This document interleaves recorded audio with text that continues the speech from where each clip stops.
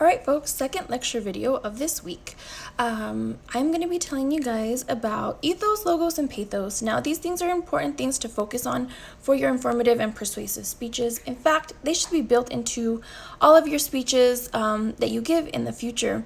And so I'm going to tell you guys about what these are and how you can use them in your speeches to be the most effective speaker. So first we're going to talk about ethos. And so ethos is credibility. It is your credibility as a speaker. And how you build your ethos is, first of all, you do it in your self-presentation, in your preparation, and your delivery. You also do it in at multiple points in the speech by referencing your own credibility. And we do that in our introduction.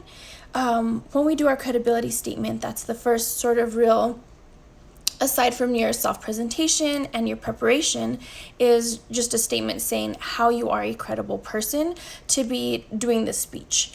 And so ethos is really important because you could have a good message, but if the audience doesn't agree that you are knowledgeable or expert, or they don't even like the way you deliver the message because it's also in your delivery, they might decide not to listen to you, and so then you lose your audience. So it's important to think about ethos when you're writing your informative speech.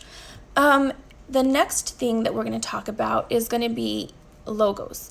And logos is the logic that you use. It is how you create your argument, how you use different types of argumentation, and that's really sort of more related to your persuasive speech, so we'll hold a little bit on that. But how logos is related to your informative speech is it's your use of facts. So you want to make sure that you have solid facts, good statistics from credible places, and that you cite those places, and that also builds into your ethos. So if you give a statistic, you want to make sure that you cite the source. That way the audience doesn't think you just pulled this number out of thin air. So it builds your credibility and it builds your logos at the same time.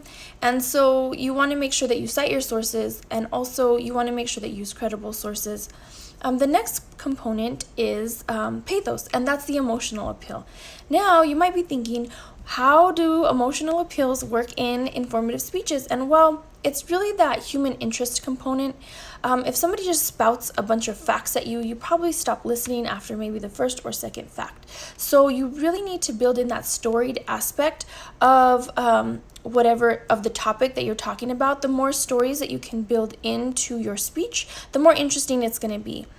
So people would rather hear stories than they would hear facts. So the more stories, the more emotional appeal, the more use of language, the more dramatic delivery style, the more you can evoke emotion in your audience, the better the audience is going to pay attention to it, and the more likely they might be convinced with your argument or learn the thing that you're trying to teach them.